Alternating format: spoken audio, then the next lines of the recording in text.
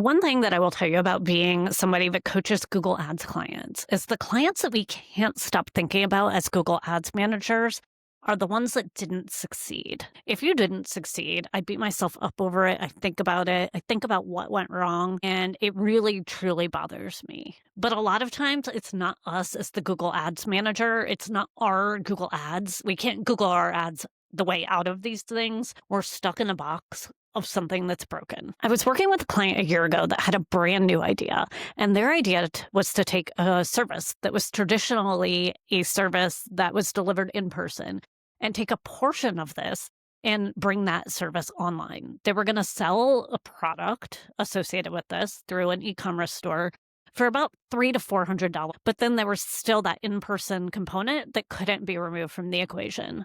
I'm not going to share the industry of this client just for obviously the reasons of privacy and not disclosing the actual client, but I'm going to give enough information here that you can go ahead and make conclusions that you can bring into your own business. So again, this client was bringing a online conversion of a $300 or $400 sale, bringing a portion of a traditionally all go in-person service and bringing a portion of it online. And they had been extremely successful. They had run their own Google Ads accounts in the past. And with those accounts, they had the call to action and they were net positive. And like I said, this client had been running their own Google Ads already, and they were very, very proud of having run Google Ads successfully.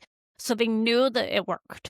And as part of running their own Google Ads, they were putting in negatives, and they probably put in 10 years of negatives. So the client would call me and get on the phone and say, oh my gosh, when I was running my own ads, I put in negatives for hours a night. And so they were very, very proud of this and very, very proud that they really knew their industry and their search term well.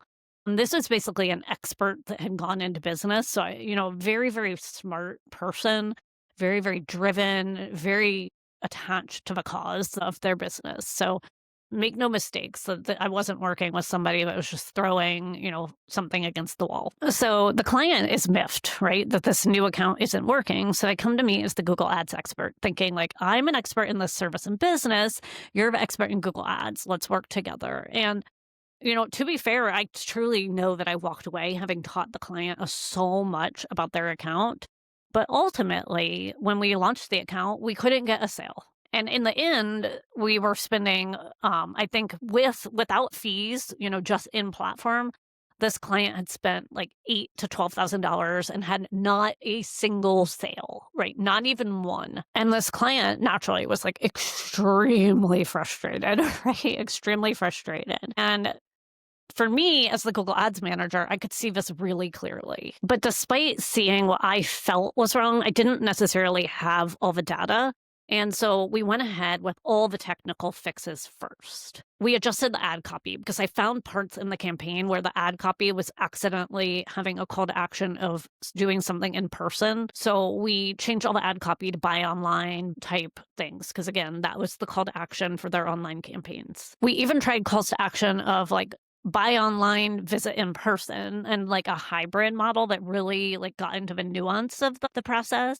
When we couldn't get any conversions whatsoever, we actually tried adding a micro conversion just to give the algorithm something to grab onto that was not necessarily the conversion itself, but it could start to get some momentum and train the algorithm because maybe the algorithm was going after the wrong audience. At this point, the client and I agreed we wanted anything, right? Even this micro conversion to give them some type of win to help them validate that they were on the right page. We also went through a complete landing page review and optimized the landing page and turned it into an extremely conversion-focused landing page. I think we actually even made an entirely new landing page that diverted from their product page. Major, major effort put in there as well. And again, we still aren't seeing success. So what I privately did is researched this business model. And I learned through news outlets that this business model actually had been tried in the past and it hadn't worked in the past for numerous reasons. One, the target market that they were going after traditionally didn't use the service to begin with. And then the other reason this hadn't worked out is the technology really wasn't there to put it fully in, fully offline, and I think people wanted that fully offline experience, but weren't able to do it because that hybrid model wasn't enough of a pain, right? So, like, you previously would have to go, buy the service in person, but just removing a piece of it and making it hybrid at bar and that change wasn't big enough to entice that user to convert. Also, the target market couldn't afford the $300 or $400 service as well. So, I mean, really, in the end, this market wasn't ready for PPC, and I had to deliver that news to the client. I had to say, I cannot build a campaign that's going to get this to work. This isn't going to work. And I recommended that the client really focus in on SEO at this time. And if I'm being honest, I think even SEO would be a long stretch for them because it was also an industry where there was a ton of research, a ton of questions being asked. Eventually, the client left, which never, ever a good thing. It always feels badly, regardless of whether or not it was my fault. But there is a key lesson in this. Past success in Google Ads does not mean future success will happen, especially when things are changing. This client had winning Google Ads strategy from an old model, but what they really failed to understand was that shift in itself was enough to throw the system out of whack and make it not work. That change from in-person to complex hybrid model made users simply unwilling to take the next step. So you, as the advertiser, what do you have to do? You have to treat every single business as unique. That is really, really important in Google Ads.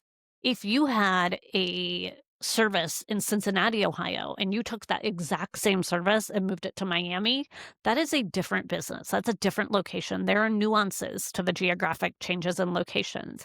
You can't assume because your Cincinnati business worked perfectly that your Miami business will work exactly the same. And this is the problem that I have with some of the industries that specialize only in one area. So, like, we only work with attorneys.